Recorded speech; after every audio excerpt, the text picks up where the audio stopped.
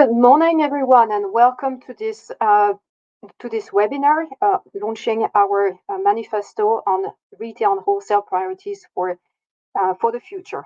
I'm Christelle Delberg. I'm Director General of EuroCommerce, the European Association for Retail and Wholesale.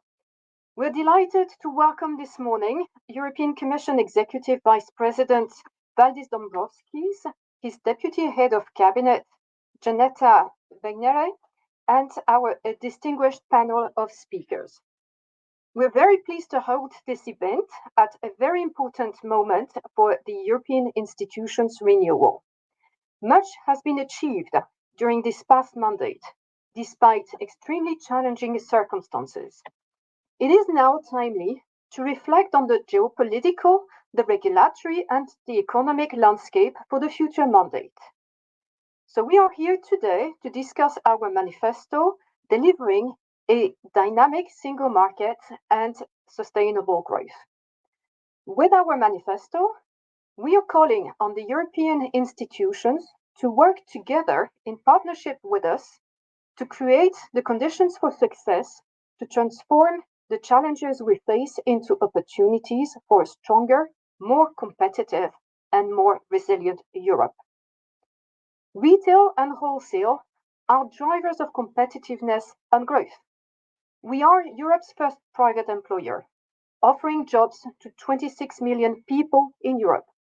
Our sector is 5 million businesses.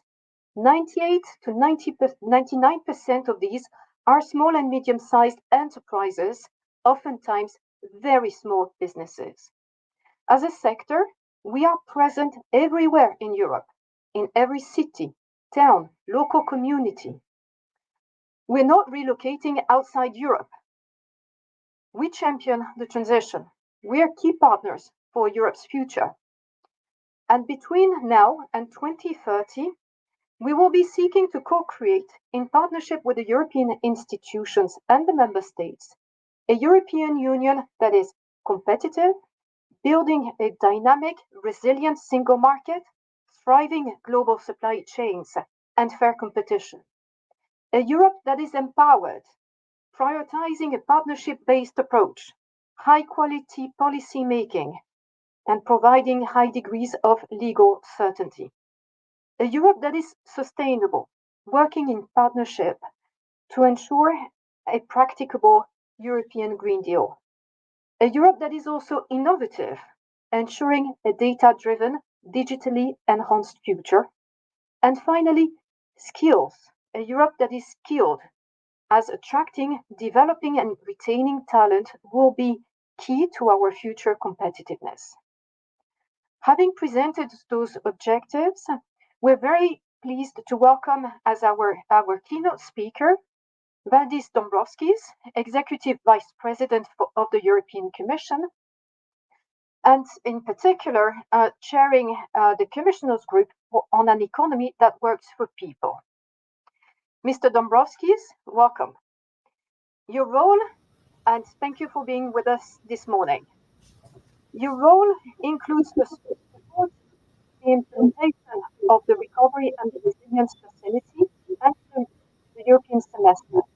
You coordinate the work on the European Pillar of Social Rights and strengthening the role of social dialogue at European level. You lead the work on the Economic and Monetary Union. You represent the Commission and ensure dialogue with the Council of Ministers, the European Parliament, the European Central Bank. And as a Commissioner for Trade, you also have leadership for the European Union's external trade agenda, the promotion of sustainable trading partnerships, and a level playing field with our global trade partners.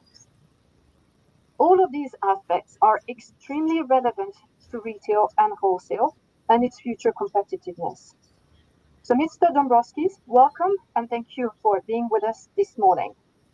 You have read our manifesto and our proposals for the incoming European leadership. And we welcome your reflections on this. How do these resonate with you? What role do you see for our sector in supporting Europe's competitiveness and resilience agenda? Thank you for being with us.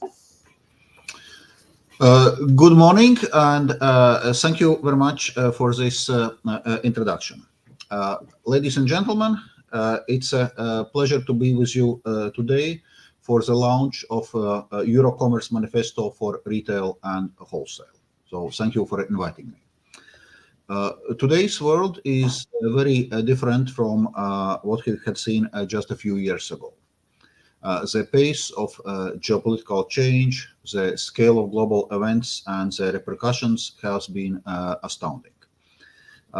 It is a world which has become more conflicted and fragmented, more multipolar, more uncertain, and confrontational. Recently, we have endured disruptions of supply chains affecting every continent, compounded by the spiral of inflation that advanced economies have not seen in decades. Against a fragile and unpredictable economic backdrop and still recovering from the shock of consecutive crises, many businesses are struggling, especially smaller ones. In Europe's retail and wholesale sectors, you suffered the harsh effects of these shocks, perhaps more than others. Margins were already tight, but I know that they were hit particularly by the high inflation and consequently its erosion of purchasing power and subsequent impact on consumer price sensitivity. Your rationale is to provide a wide choice of products and services at affordable prices. But if consumers don't buy or choose to buy less, you quickly feel the economic impact. The European grocery sector is a good example of a pattern repeated across many sectors represented here today. In 2022, grocers saw the largest decline in margins in 5 years at the time when interest rates and capital costs were rising. So it has been a very tough period. We must also remember the economic importance of Europe's retail and wholesale sectors. They generate 10% of EU's GDP. 1 in 3 European companies is in retail and wholesale. This is not to forget that they count as Europe's largest private sector employer, 1 in 7 of the working population. Globally, 24 of the 50 largest retail chains come from the EU. And it's not just economic, of course. Your social role is paramount as well. The retail and hospitality sectors are a linchpin for local communities, making them attractive places to live and work, often offering first-time jobs for young people. In almost all EU countries, retail and wholesale rank top of the list of providing apprenticeships. These sectors are a key element of Europe's social fabric of our cities and villages. It is especially true for SMEs, which offer proximity to consumers, support local economies, and contribute to the vitality of city centers. However, despite their status as an economic giant, the retail and wholesale sectors are struggling to stay competitive. Tough times or not, and whatever the inflation rate, you still need to offer attractive prices to consumers. This comes at times when competition from non-EU suppliers, especially China, is fierce. I'm aware that EU companies and national authorities are increasingly concerned about the flood of products which are easily available on certain online platforms and which do not undergo compliance or safety checks. The Commission services are already looking at this issue, and we are determined to tackle this issue head on. Unlike many of your rivals, you still need to invest in green and digital transformations. Digitalization, for example, has changed how products are manufactured and services offered. It has changed how we work and consume, as well as relationship between businesses and consumers. Today, more and more retailers aim to provide consumers with a shopping experience combining physical and online stores. And the trend towards digital is clear. By 2030, 90% of growth in retail and wholesale will be driven by online sales. With a green transition, retailers are working to improve their environmental performance, reduce emissions, and drive a sustainability change across the entire supply chain. This includes guiding consumers towards more sustainable choices. Given your sector's social and economic importance, in March, the European Commission presented the Retail Transition Pathway to support retailers in digital, green, and skill transitions, improve their resilience, and boost competitiveness. Co-created with EU countries, social partners, NGOs, and the business community, the Retail Transition Pathway identifies challenges and opportunities for the retail ecosystem, as well as stimulating the exchange of best practices across the EU.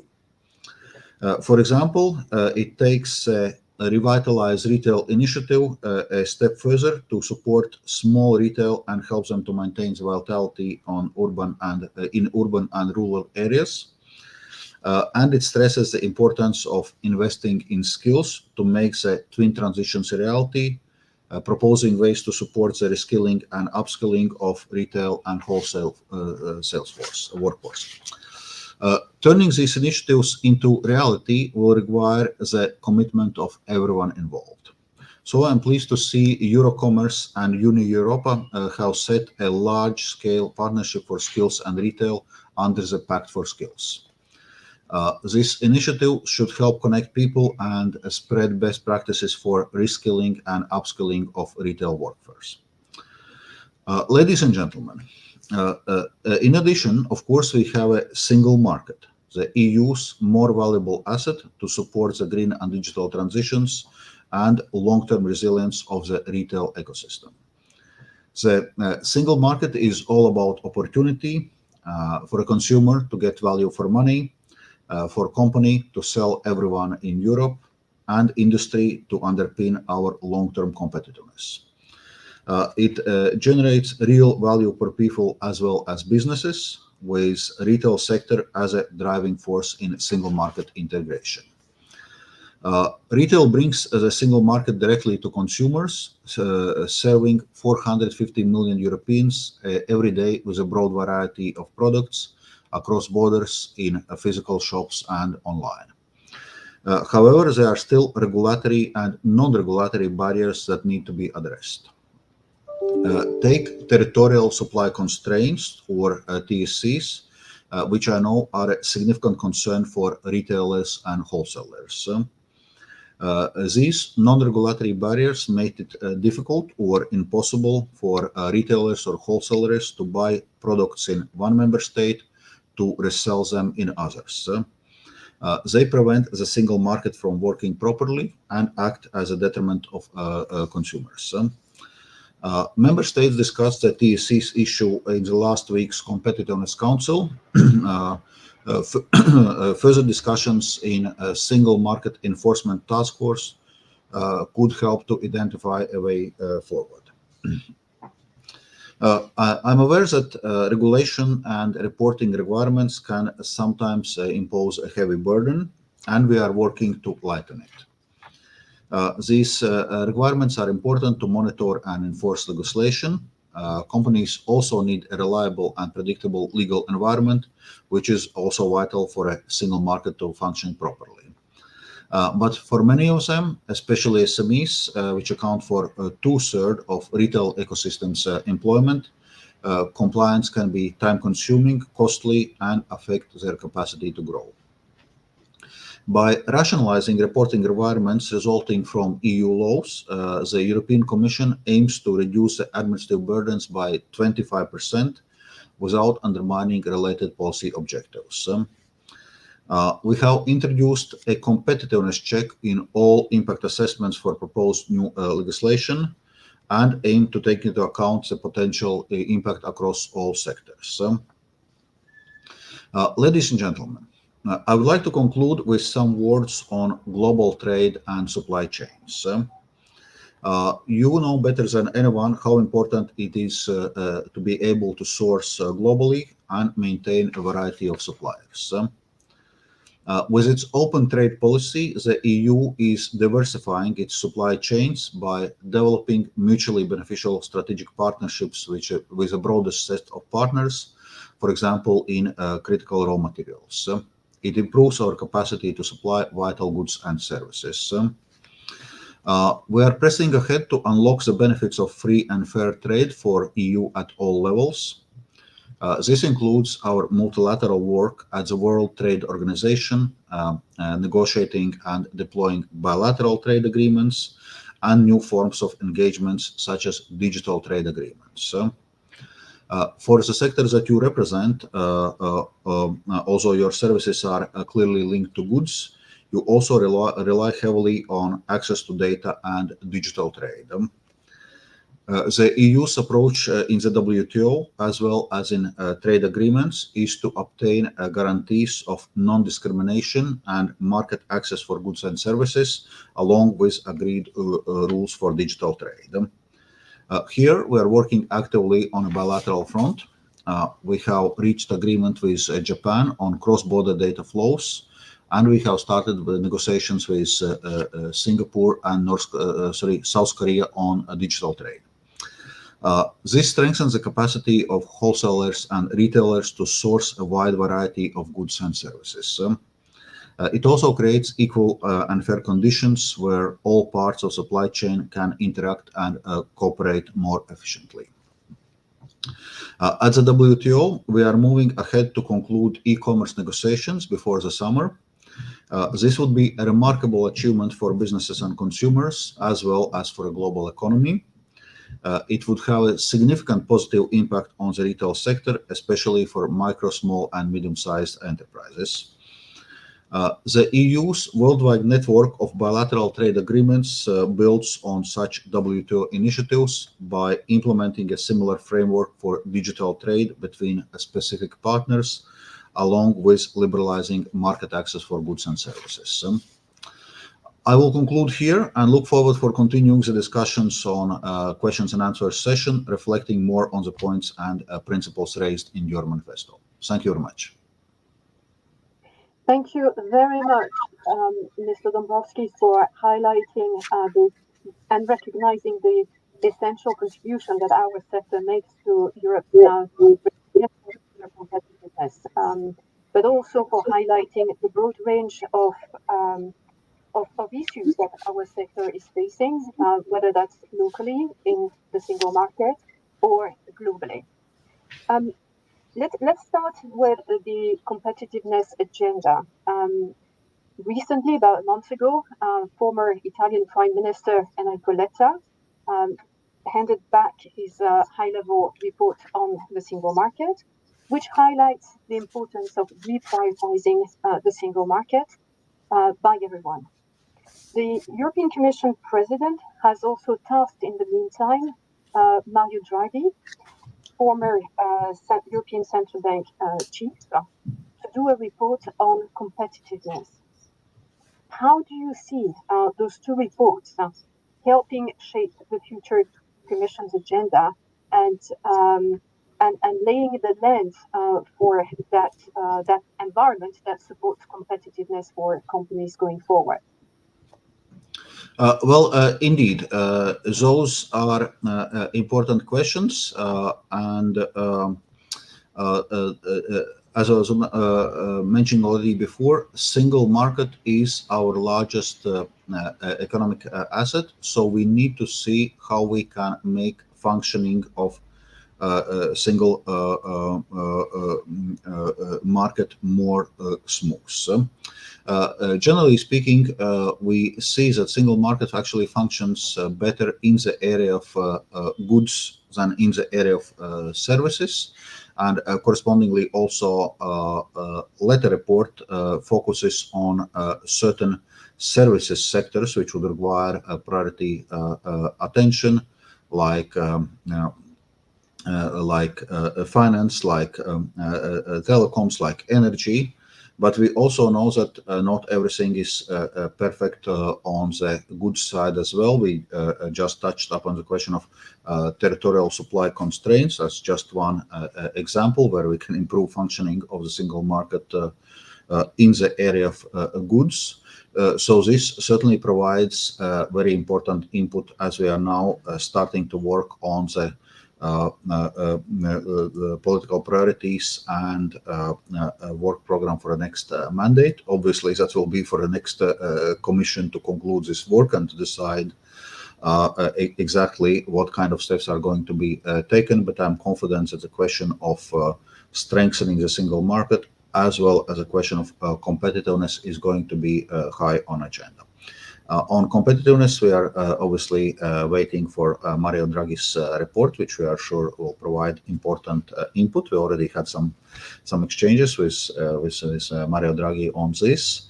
But also from the Commission side, it's clear that strengthening the competitiveness is a priority. So we last year we published a report on the EU's competitiveness, identifying the 9 principal drivers of competitiveness, also assessing some structural weaknesses which we are having, like relatively slow productivity growth, population aging, relatively high energy prices, among others, and identifying concrete steps how we can actually address those competitiveness challenges. So it's very clear that those are going to be among priorities for the next political cycle. Thank you very much. Turning to the global dimension, building a stronger Europe is part of the competitiveness agenda as well. And we've heard very strong words on your behalf in terms of supporting a proactive and open trade agenda, which we very much welcome. There is, however, a growing trend towards a protectionism in other regions of the world, and including within Europe. So how can the Commission take action to continue to promote global trade whilst ensuring fairness in that global environment, and also continue to encourage the diversification of sourcing, which is extremely important for competitiveness at home? Mm-hmm. Well, that's certainly important point, because on one hand, EU is benefiting strongly for us being a trade superpower and from our economic openness. Also worth noting that EU is running a substantial trade surplus, which also shows our external competitiveness. So it's clearly that there is a lot of stake for the EU economically to preserve rules-based multilateral trading system. And that's exactly what we are focusing on. That's part of our work in WTO to support WTO to stay relevant in this changing geopolitical context, but also in the context of green and digital transformations of the economy. So we've invested a lot in keeping this commitment to multilateralism. At the same time, we continue to develop our network of free trade agreements. We have concluded several agreements during this mandate with New Zealand, with Chile, with Kenya. We are now working on a number of other trade agreements, which I hope we'll be able to conclude in nearest future. So all this work needs to advance. And one, of course, a positive aspect of free trade agreements is that they do provide legal certainty about market access. Because as you rightly noted, there are certain tendencies towards protectionism. There are risks of fragmentation of global trade. And there had also been done assessments. What is a possible economic cost of global trade fragmentation if trade was to concentrate more among geopolitical blocs? and the assessment it can lead up to 7% of loss of GDP. It's like taking Germany's and France's combined GDP out of the world economy. So we see that it's indeed may have a major negative impact. So we need to work to prevent this fragmentation to the extent possible. At the same time, obviously, we also cannot be naive. We see that geopolitics is becoming more confrontational. We see weaponization of trade. We see economic coercion. There are concerns regarding economic security. So we also need to equip ourselves for this. That's why we had come with our economic security strategy, which, however, should not become a pretext for protectionism. We had developed a range of our autonomous tools to be able to react when others are not playing by the rules, like anti-coercion instrument, international procurement instrument, foreign subsidies tool, just to mention some elements, strengthened enforcement regulation. So, in sum, we stay committed to free and fair rules-based trade, and we stay committed to multilateralism as much as we can.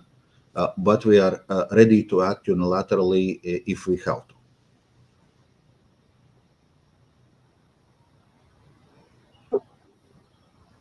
Thank you very much. The commitment towards global trade is a very reassuring one for our sector. Another element that you have touched upon as part of the competitiveness agenda is that of regulatory burden. Our sector operates at the end of multiple value chains and therefore is subject to a vast amount of legislations at all levels. In the past mandate, there's no secret that our sector has been facing what we call a tsunami of regulation, and this has often been at the expense of proper impact assessment, coherence, and quality of legislation. For the forthcoming mandate, we are calling for a greater focus on partnership, on a partnership approach between the European institutions and sectors like ours to ensure that the legislation is coherent, practicable, and ensures the transitions that is necessary, but at the same time doesn't unnecessarily prevent or undermine competitiveness. So in your view, how can we work together with the Commission going forward to improve the quality of legislation and make sure that legislation supports a competitive agenda? Thank you for this question. I already mentioned some of the elements which European Commission is now putting forward. So first, indeed, I would highlight this commitment of reduction of reporting burden by 25%. And I think it's important that the voice of business is heard on this, and that this commitment does not stay only on paper, but it's actually being implemented across different sectors of economy, and this reporting burden indeed is going down. So the initiative is there. I think now it's important that we are actually following it through and making sure that it happens on practice, and so there's a pressure from business is going to be important.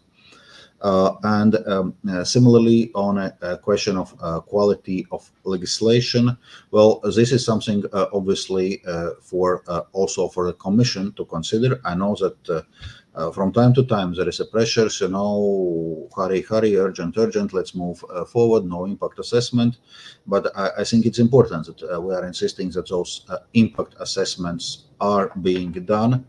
And as I mentioned before, that there are also competitiveness checks as part of those impact assessment. that we are really proposing the legislation which considers different aspects, which is well thought through, and also keeps the competitiveness of EU economy as an important question. And once again, it's something which we need to do from the Commission side, and then obviously hope that the co-legislators, member states and European Parliament are also committed to those principles, and that also there is a, so to say, sustained pressure or reminders from the business side that that's how things should be done.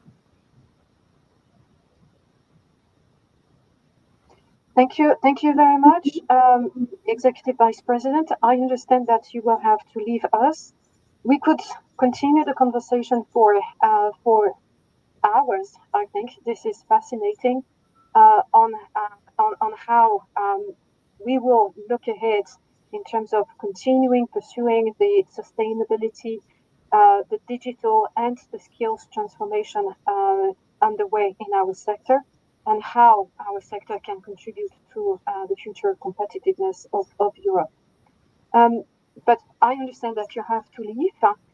Thank you very much for the supportive words that you have shared with us in terms of the recognition of the important role that our sector plays. And we very much look forward to continuing to work with you. Thank you so much. Thank you. Goodbye. Ladies and gentlemen, after this fascinating interview, we will now move on to the panel discussion. And I will invite our panelists to join us online. So we have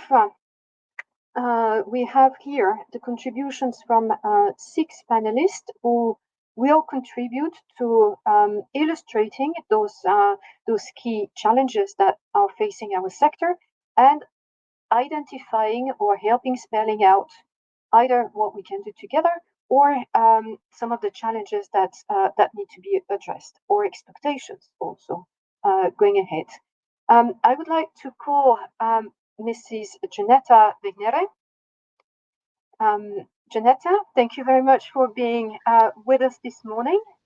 You're Deputy Head of Cabinet in the Cabinet of Executive Vice President Dombrovskis, who was with us just now and has had to move on to other commitments and duties. Your priorities in the cabinet include trade and SMEs, enlargement of the euro area and China, amongst other dossiers.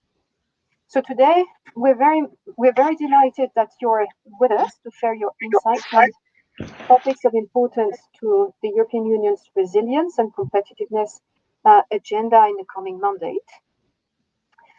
Maybe to start the conversation, could you tell us a little bit more about the latest developments in European trade policy, and including the European Union, US and China triangle, which is at the heart of the current geopolitical agenda?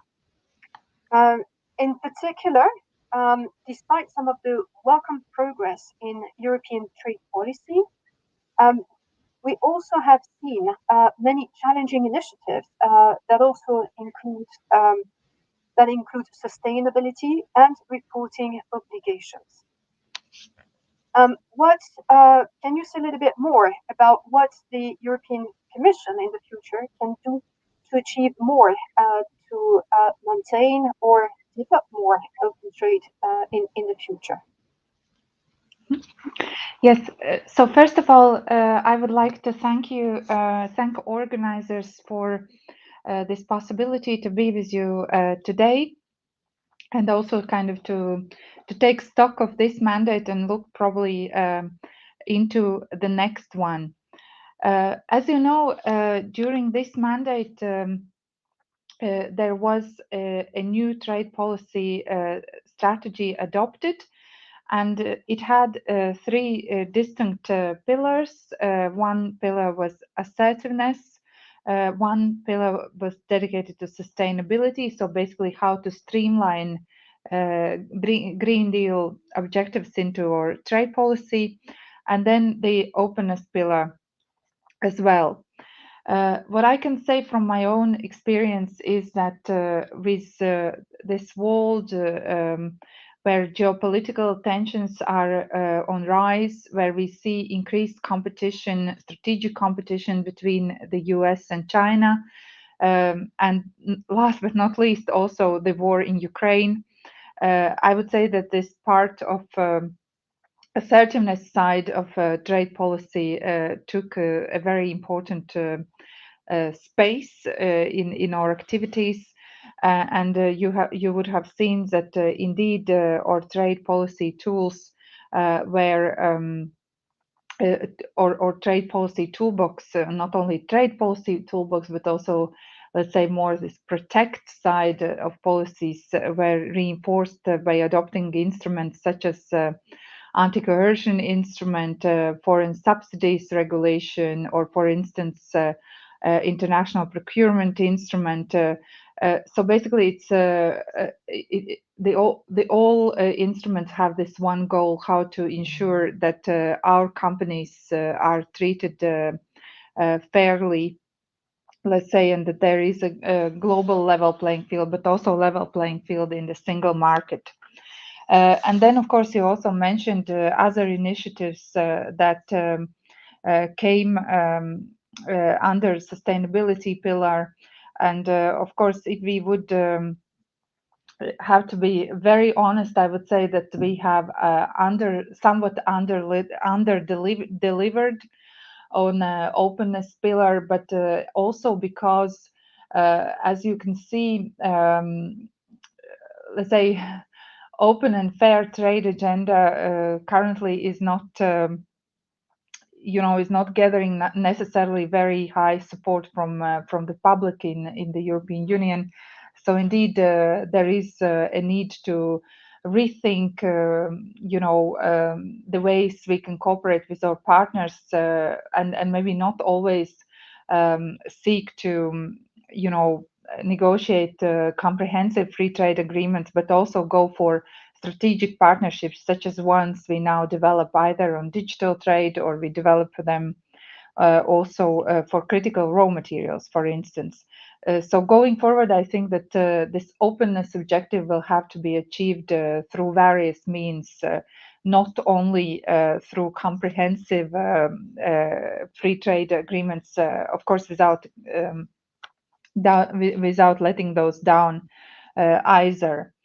Then, as you already mentioned, and it was discussed with EVP Dombrovskis a couple of minutes ago, I think that for the next mandate, we will have to put competitiveness, EU competitiveness, at the heart of our agendas. And of course, trade policy is one of the factors that fosters this competitiveness. So it will be about keeping our positions in existing export markets where we come under severe pressure, for example, from China. But it will be also about deepening our own single market and opportunities for businesses to then grow, scale up, and then become exporters, or on the other hand, source more in our partner countries.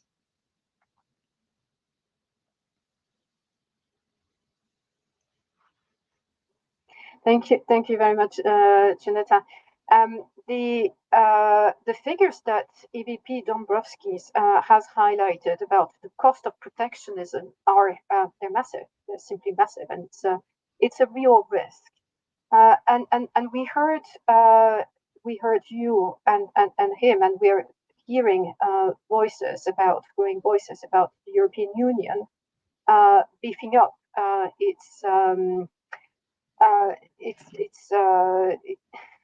its instruments also in response to global protectionist tendencies in the US, the measures taken by the US and China.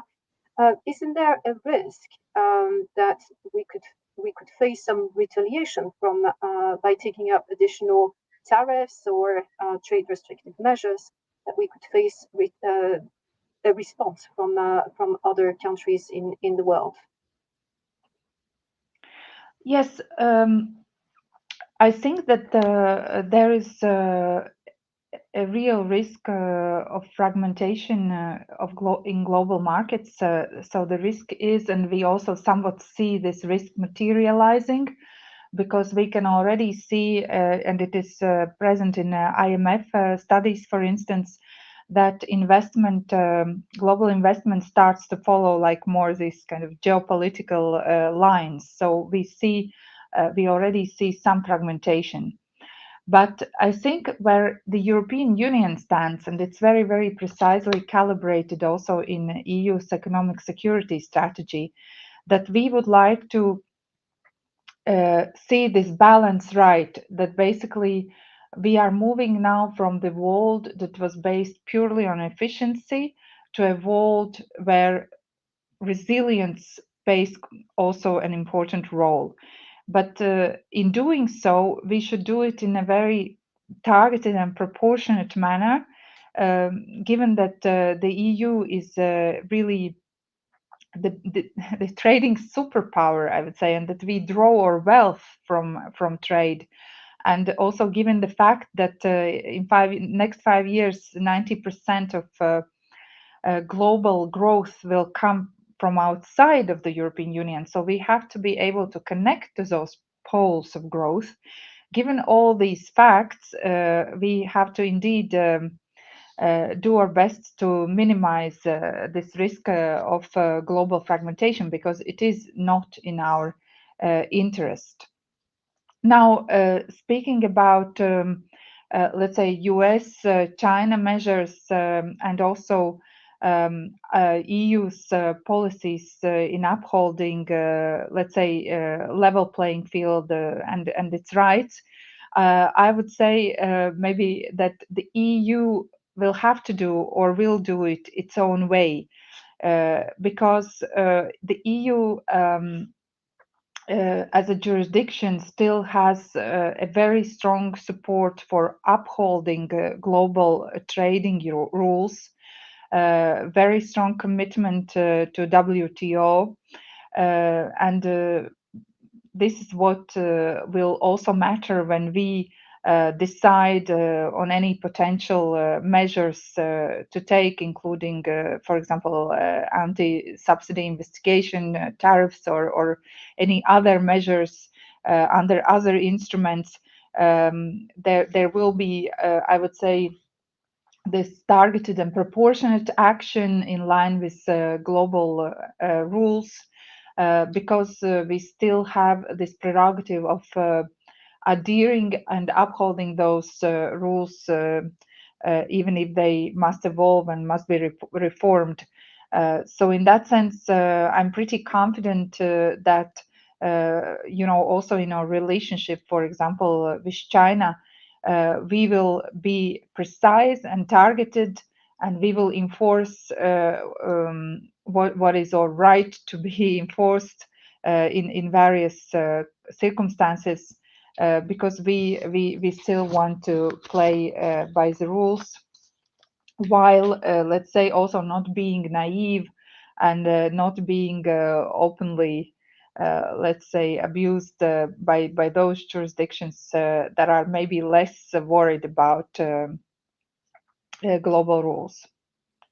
Thank you very much, Janetta, and thank you very much for highlighting the importance of global trade to maintaining a competitive Europe, and in particular in maintaining Europe as an attractive place to invest and to trade with globally. Thank you so much.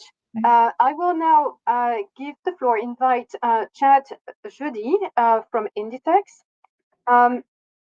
Inditex is a global player in the textiles and apparel sector, and Chad will highlight the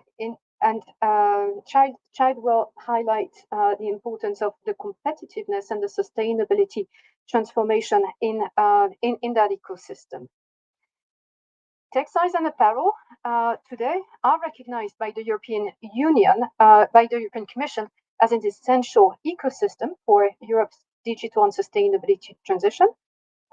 It is reflected in the European Green Deal, the Economic Recovery Strategy, the EU Strategy for Sustainable Textiles, and the Transition Pathway for the Textiles Industry, released in July 2023.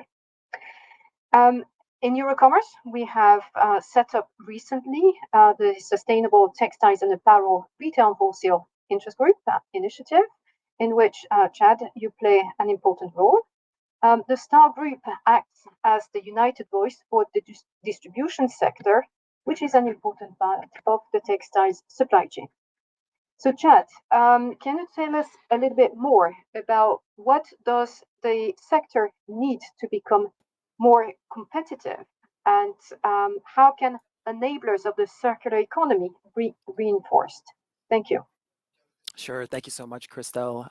Thank you very much for organizing this important event, and thanks to the EVP for joining, as well as Janetta. So, listen, it's a really good question. I mean, when we're looking at what does the sector need to become more competitive, and this probably also relates to other sectors, first we need a deeper and more integrated single market with reinforced surveillance and enforcement capabilities.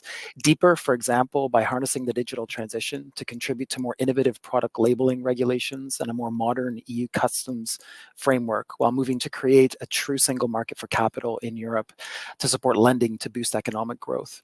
Integrated by working to swiftly dismantle all single market access barriers raised by associations such as EuroCommerce, and dissuade the introduction of new barriers via more robust use of TRIS notification and infringement procedures. And the market surveillance and enforcement points are also quite critical, as European retailers are subject to more stringent product and business regulations in the EU vis-a-vis some international competitors. If we want to lead from the front on the green transition, we need to ensure that the rules apply to all economic actors who are selling into our market. National customs authorities and DG Grow's Single Market Enforcement Task Force must effectively ensure compliance with the law, and that breaches, where they occur, are dealt with appropriately. So that's the first point. Second, we really need enabling policy frameworks that contribute to strategic autonomy and that build resilience, but not at the expense of protectionism nor retrenchment. So enablers to scale up solutions to meet our sustainability challenges and develop new circular products and services that can benefit from first mover advantage in global markets. We need to tool up platforms like the transition pathways to drive meaningful collaboration between industry, institutions, civil society, and academia. And we need to build resilience in strategic raw materials at home while supporting global value chains abroad to comply with EU legislation, and this via knowledge sharing and capacity building through trade and development funds. Lastly, we need strategic industrial plans for sectors that respond to their specific needs. So plans that are based on increased R&D and innovation funding, as called for by Mr. Letta and by ministers in council last Friday. Plans that mobilize and leverage knowledge and information networks that thrive across Europe and support commercialization of next-gen technologies stemming from these partnerships, and plans that de-risk capital investments and crowd in private sector financing to fund the future recycling and digital infrastructure that the EU needs to thrive. I think that was the answer to your first question, and I'll answer the second question, and I'll try to be brief. I think you're asking also about the enablers for the circular economy, and I mean, it's a really good question. I think that different sectors have different focal points in terms of where they see enablers as important and what enablers those are. But now that we're on this circular trajectory with these ambitious policy objectives, we require a structured approach, and we require supportive non-legislative initiatives. So first, regulators should ensure that the eco-design criteria that will soon be developed for products left, right, and center should be based on existing industry innovation and know-how and the availability of key raw materials. These criteria, critically, should be affordable, feasible, and scalable. They should be supported by tools such as the Digital Product Passport, whose structure should be technology agnostic and which should contain targeted information as outlined in the various delegated acts that will be developed that is complementary to information that consumers receive on labels. And the criteria should target 3 to 4 main eco-design requirements and deliver tangible benefits to consumers while allowing innovation and R&D to catch up with new materials and technologies that can drive the uptake of additional eco-design requirements. Number 2 in the list, we need to reinforce the people, structures, and inputs that are needed for the transition. So it's important to and upskill the European workforce for the jobs and growth sectors of tomorrow's circular economy. We must also rapidly scale up the infrastructure needed for collection, sorting, and preparation for recycling across the EU. Public and private financing for infrastructure capex is key to close the loop and ensure that regions are not left behind. And we likewise need to move to resource self-sufficiency in manufacturing by developing a market for secondary raw materials and putting a value on waste. And lastly, to sum up, I'd say the consumer information programs are key to driving demand for circular products. Consumers need to be reassured that products made with recycled materials are of the same quality and functionality as those made with virgin materials. They also need to be incentivized to buy more circular products to send the necessary signals to manufacturers that scaling up production will lead to growth. And to be honest, we see in our sector, as well as many others, we see consumer demand for more circular products fairly low, but growing at the moment. Government should really step in with targeted G2C communications to address this. Thank you very much, Chad, for highlighting the importance of structural conditions for our sector to continue to meet consumer demand and to support the massive sustainability transition that is underway, and how to go about it, but also including the importance of a single market, the level playing field, and access to global competitive markets. If I can move on, SMEs are also a very important component of our sector, and in Europe. In Europe, 1 in 4 of the European SMEs are in retail and wholesale. SMEs in our sector provide about 20 million jobs. They contribute over 900 billion euros per year to the European Union's GDP. They contribute to local and inclusive jobs for all, in particular for women, for those at entry level in the labor market. And due to their local footprint, SMEs can play a role in meeting sustainable development goals, and they could do more if they're able to invest in their transformation. I'd like to invite Patricia Hoogstraten. Patricia, you're a vice president in EuroCommerce, and you are you're vice president in EuroCommerce. You represent the interest of SMEs in the Netherlands in retail and wholesale, but also within our organization. So, Patricia, in your views, what kind of challenges have retail and wholesale SMEs faced over the last mandate?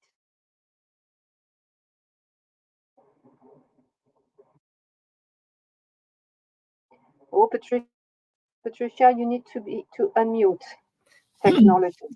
Here I am. Hello. Thank you. I'm so sorry.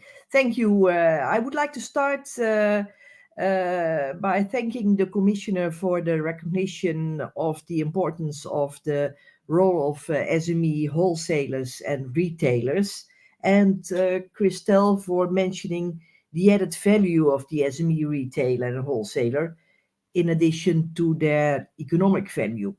SMEs bring color to the community, and as well as running their own enterprise, they do an exceptional amount of work outside the enterprise for the benefit of other people and the community. They faced a lot of challenges, as the Commissioner has already mentioned, and in addition to the challenges that everyone had to deal with, for example, the Russian invasion, the pandemic, the high inflation, the high rents, the high wages, I would like to add the access to finance and the huge regulatory burden at EU and national level. This is mentioned as well by the commissioner, and I would like to show you an illustration. Since operating at the end of the supply chain, SME retailers, wholesalers are dealing with quite a lot of rules applying to hundreds to thousands of products. In the Netherlands, for example, the rules for organic products are based on a European regulation, and they require retailers to maintain detailed records such as packaging slips, certificates, and separate bookkeeping.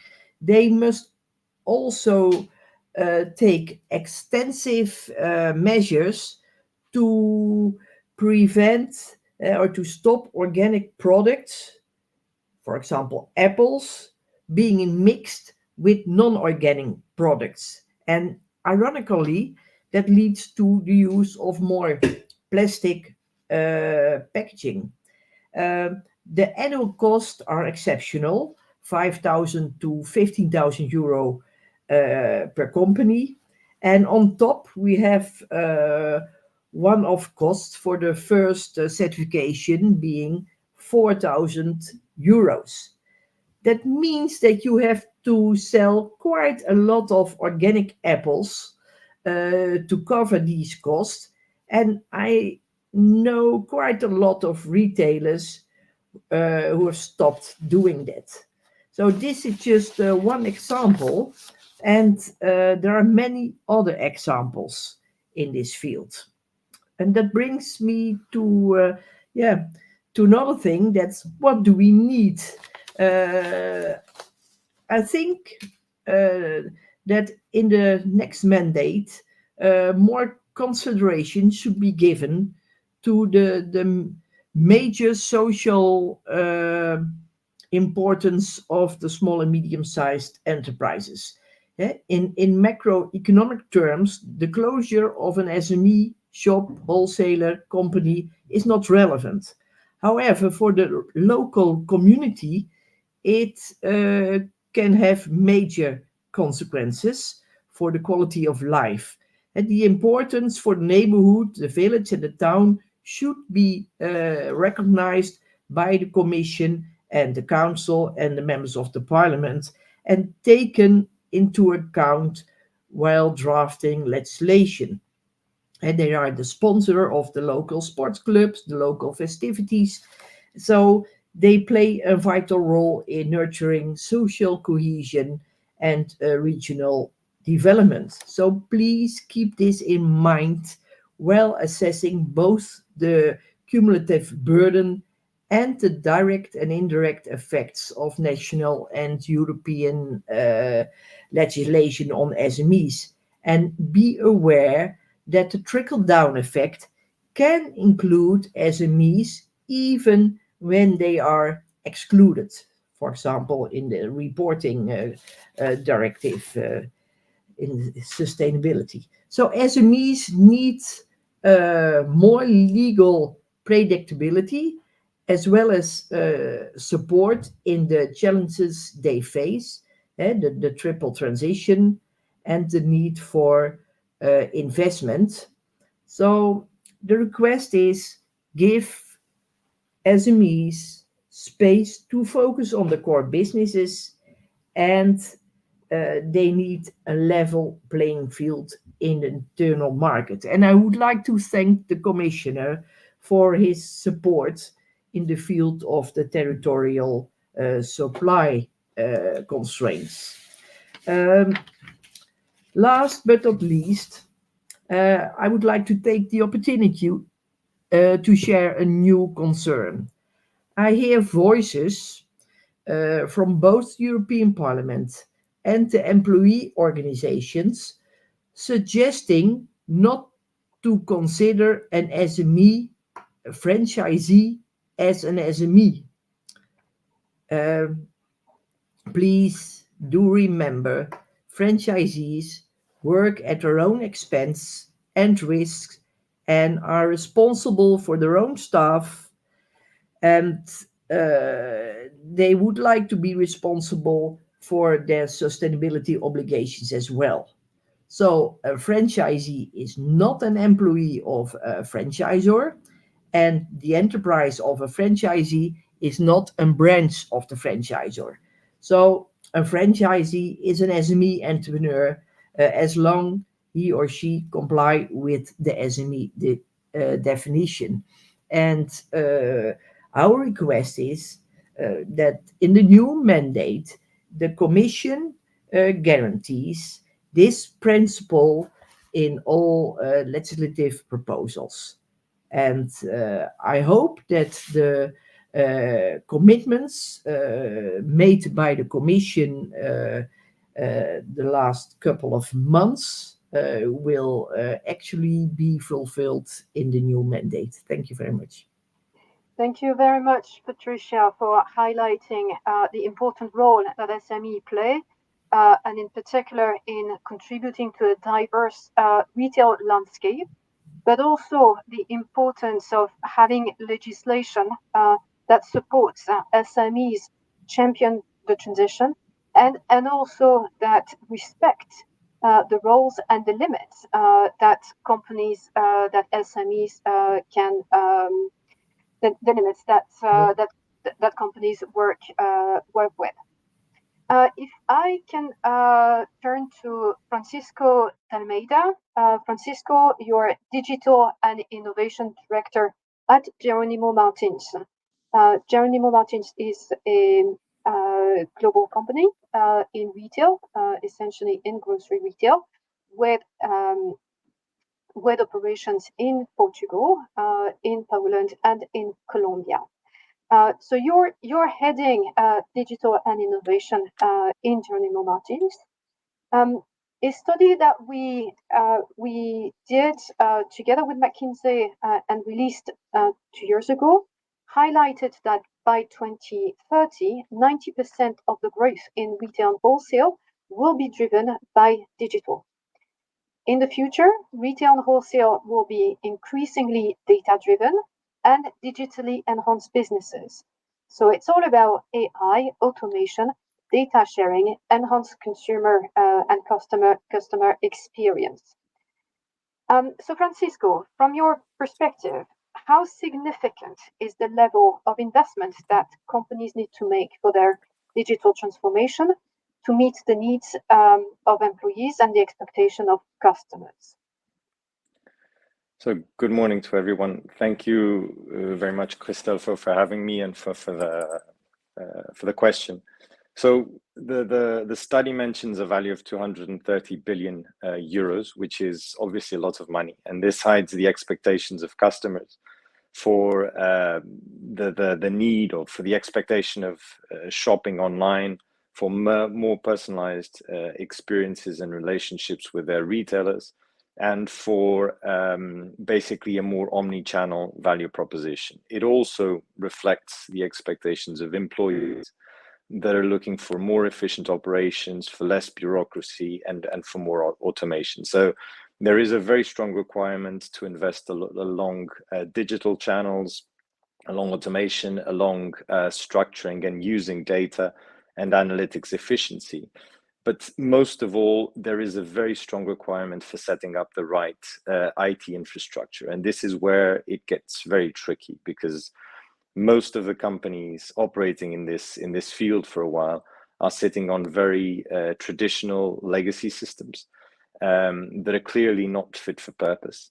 And they're sitting on data structures and data governance and the governance of data that is basically set to be used in the past and not in the future. And so there is really a very strong requirement to reset the stage and the basic infrastructure for many of these companies.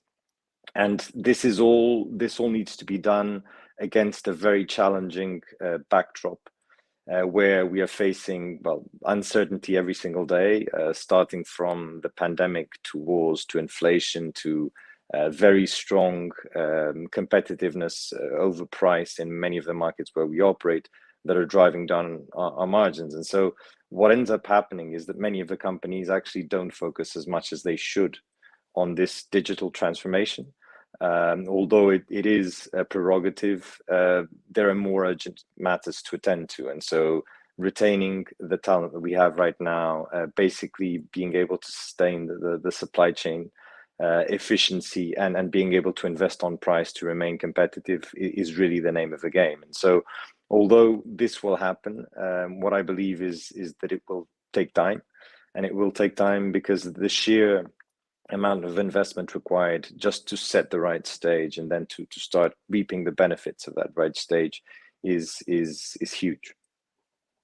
Thank you, Francisco. You have highlighted the important, the massive investments that are needed to upgrade systems and remain competitive. And you have also highlighted the barriers and the cost pressure within companies. So in your opinion, what role can the incoming European institutions play in providing comprehensive European regulation to allow companies to act across European markets? So I think, first of all, they can help raise awareness and raise the urgency of this transformation for many of the companies. But also they can help set up a regulatory framework that really does help, that really does regulate and drive sort of innovation and enables this digital transformation. And fundamentally, I would highlight three areas. So the first one is really access to funding. And how can we build incentives that can accelerate the return on many of these investments? The second one, and probably I believe one of the most important, is really this reskilling of people. I mean, we are a sector that employs thousands or hundreds of thousands of people, and we need to reskill and upskill many of those people to be able to deal and to operate in a more digital world. And the third one is really to reduce the barriers to scale, to make the digital single market become a reality. To allow companies to operate across multiple European markets without having to deal with a burden of every single individual market, but really being able to compete like many of our counterparts in other continents are able to generate that scale very easily.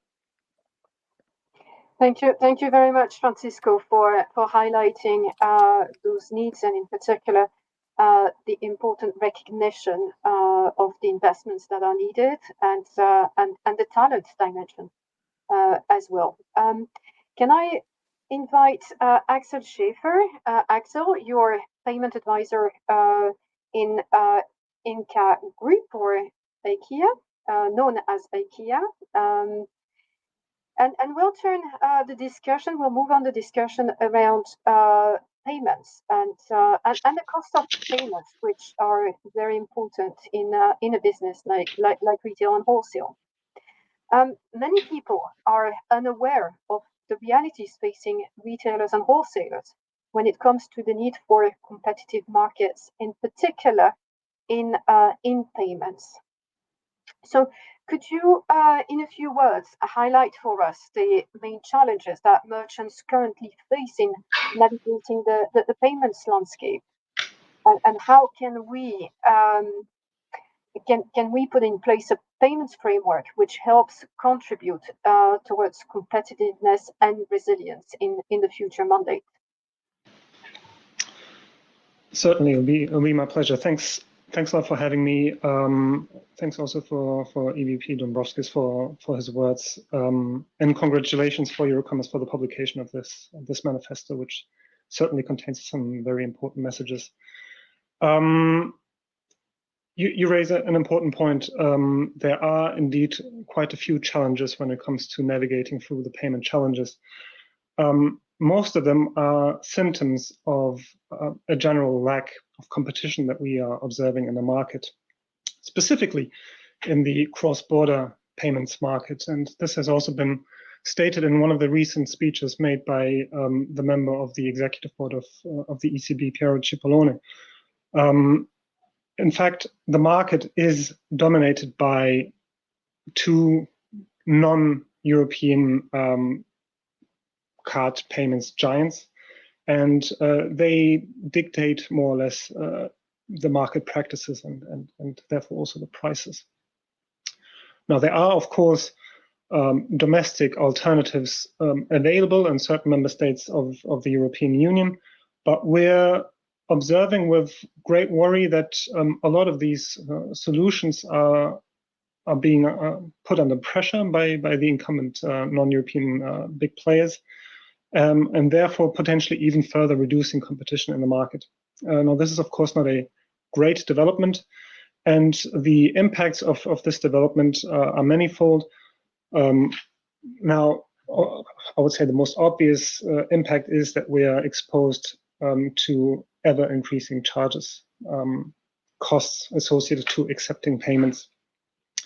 Now, this is of course directly linked to the lack of competition and associated to a malfunctioning of a market. There is simply a lack of transparency where the end users, the consumers, are not aware of the actual charges associated to, providing payment services.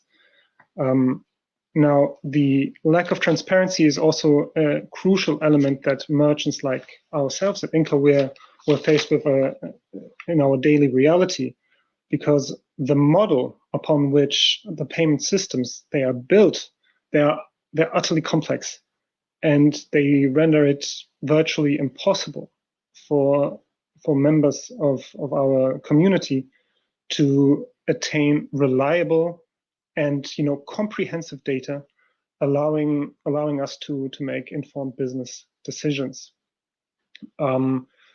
Now, these findings shouldn't be new. There has been quite a few initiatives in the past, also initiated by the European Commission, which have already, picked up on some of these points. Notably, the IFR, the interchange fee regulation, issued almost 10 years ago, came to the conclusion that the market is malfunctioning, and it tried to rectify the situation by capping a part of the merchant service charge that has to be paid by merchants. But we are seeing that, unfortunately, we're still faced with the same situation. So, as I said, there have been a few initiatives, but what we would like to see is that the Commission continues its ambitious approach.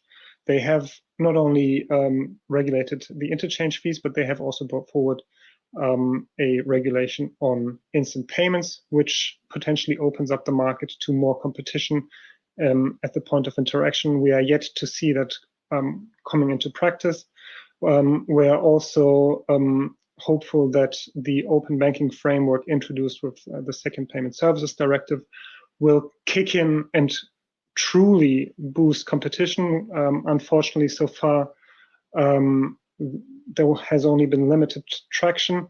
And we are also welcoming the Digital Euro initiative, which is, of course, spearheaded by the European Central Bank, which we see as a great initiative, having great potential to disrupt and to bring that needed competition to the market, as well as some privately led initiatives that have a similar ambition. Nonetheless, I would urge the new Commission to look into the dominant position of the incumbents once more, as we believe that their market power is being exploited, and that appropriate actions need to be taken, because ultimately we all need a level playing field that promotes competition and innovation. This will not only help our sector, but we're convinced that this will ultimately also be beneficial for the end users of the single market. Thank you very much, Axel. One follow-up question on the importance of competition in the payments landscape is in relation to the digital euro, which we see as an opportunity to help bring down the cost of payments and introduce competition on the market. it's what can you say a little bit more in that area? But also in connection to the digital euro comes a proposal to impose the mandatory acceptance of cash. So how do you look at the relationship between cash and digital payments? And is the mandatory acceptance of cash a solution? Yeah, these are very good questions. So first of all, we see a potential introduction of a digital euro as a positive development, because it has the potential, as I mentioned, to increase competition, therefore provide that downward pressure on prices, also on the incumbent players in the market. Now, alongside with the proposal on the introduction of a digital euro, indeed, there has also been another proposal on cash, and that proposal provides a very clear mandate that merchants across the Eurozone must accept the euro.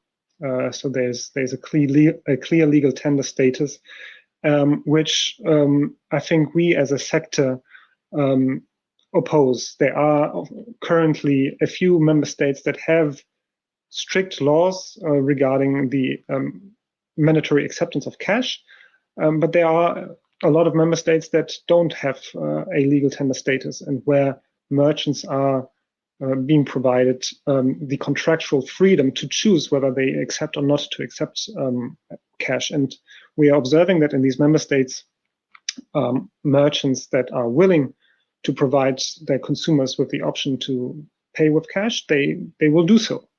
But typically these are more digital countries where a lot of customers actually don't see the need to pay with cash anymore.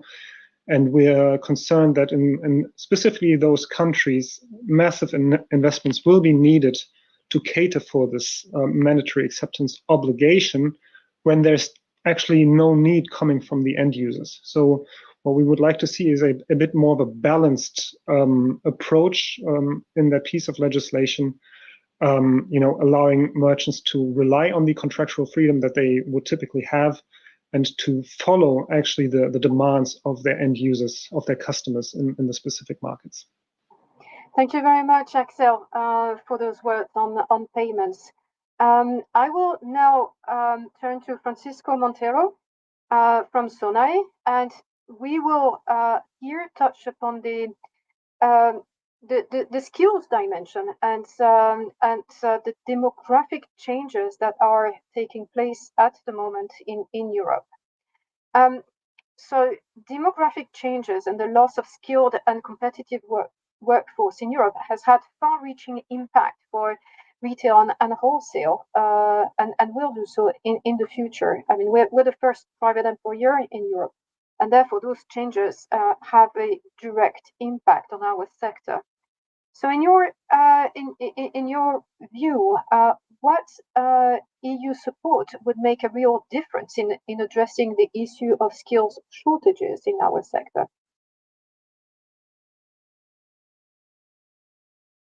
You need to unmute.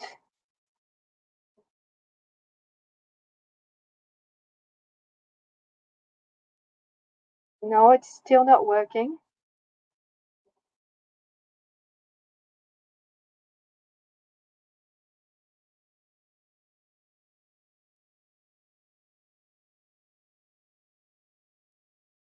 It is still not working.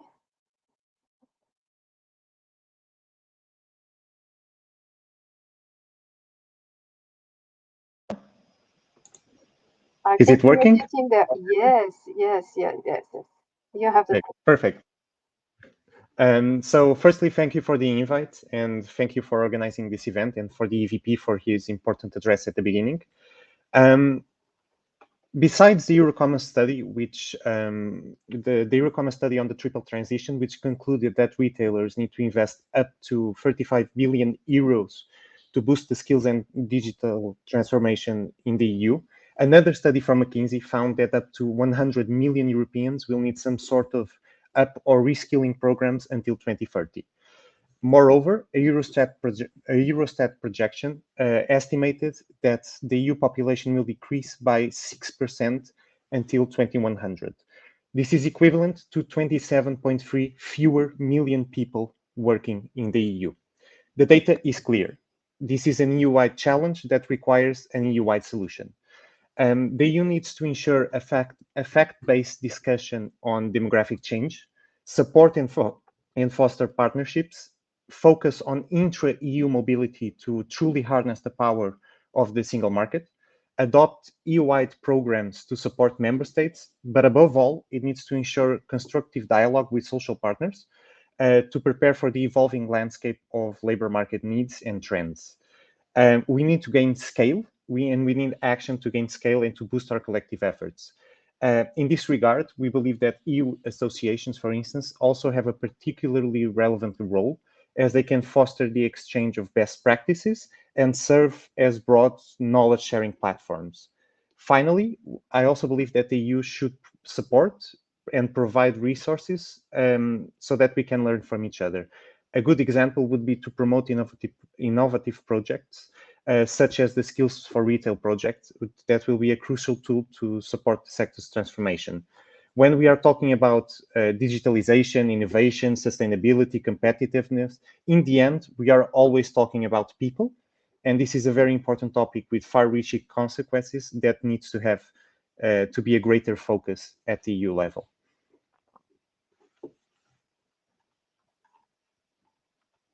Thank you very much, Francisco. And very concretely, at SONAI, you're developing a lot of good practice that you're able to share.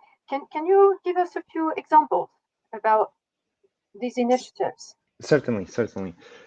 So we believe, firstly, in education and skills. A significant portion of SONAI's social projects are dedicated to education and skills. We are working a lot through partnerships. One example would be the Skills for Retail, as I already mentioned. Another would be the Pact for Skills, for instance. We are doing a lot internally as well. We have a large-scale up and reskilling initiative called I Choose to Learn, which is by MC, which is SONAI's food retail branch, where we did a strategic workforce planning analysis of our needs for the next 3 to 5 years. And we designed a comprehensive program that targets most of the workforce. We obviously focus on future-proof skills such as programming, business analytics, leadership, but we also focus on other types of skills such as empathy, for instance, that also help to boost our efforts. We are also working in co-leading a large-scale reskilling initiative focused almost exclusively on unemployed people, which is called Promove. This is a public-private partnership that has already more than 90 plus stakeholders. And what we do, we design trainings that align supply and demand. And this is also very important to highlight the relevance of working together with national governments, with public entities, and at the member state level. Through this private-public partnership, we can reach all the country, focus on a lot of different sectors, obviously some of them in the digital and green transition, but other relevant sectors as well. And we can ensure that the trainings we deliver are useful for people and useful for them to find jobs in the job market, but also for companies and for their competitiveness in the future. So whether we are talking about partnerships, investing in internal programs at the EU level, at the national level, the takeaway is clear. Investing in skills is a key to ensure EU competitiveness. Thank you very much, Francisco, for highlighting the importance of inclusion on the workplace and the importance of upskilling and reskilling our workforce in the sector and addressing the labor shortages and demographic change in Europe. On this note, I'd like to wrap up this webinar, which has lasted a few more minutes than we initially planned, but we've had a very rich conversation with our members to illustrate our key key priorities and key expectations from the future leadership. If I can ask you all in one word, what would be your wish for the next leadership? If I can ask Francisco from Sonai. Yeah. In one word, it's difficult, but I'd say a greater focus on skills and a greater prioritization of this. We need to invest in skills to have the necessary framework for the future. And whilst we have a lot of good initiatives at EU level, such as the EU Year for Skills that already finished, this is such a critical topic that we need a EU decade of skills. Thank you. Axel, your word on payments. Yeah, for me, it would really be trying to channeling efforts to make sure that we can compete and be able to propose alternatives based, for example, on the instant payment framework to allow our customers to use this novel technology also at the point of interaction. Francisco, on digitalization.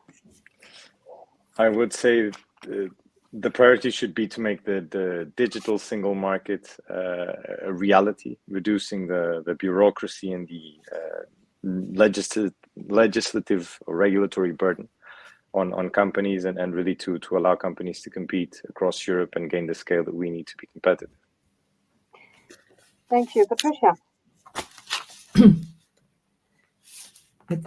Thank you. Oh, thank you.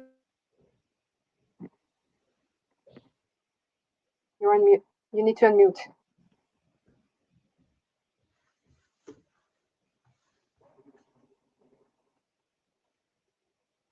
In the meantime, can we ask? Yes. Yes. Sorry. Now, I do hope that the new Commission will reduce the promised administrative burden and improve the access to finance and European support. And you, Chad? One word's a little bit difficult. I think 3 words: harmonized policy approach. If we're going to move towards achieving circular markets for products, let's say textiles, we need demand side initiatives. We need support for manufacturers, innovation.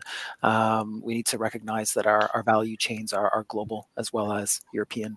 And at the end of the day, what this will do is it will create demand for these new products, these next gen products of the future, and hopefully that translates into international markets where we can gain a first mover advantage.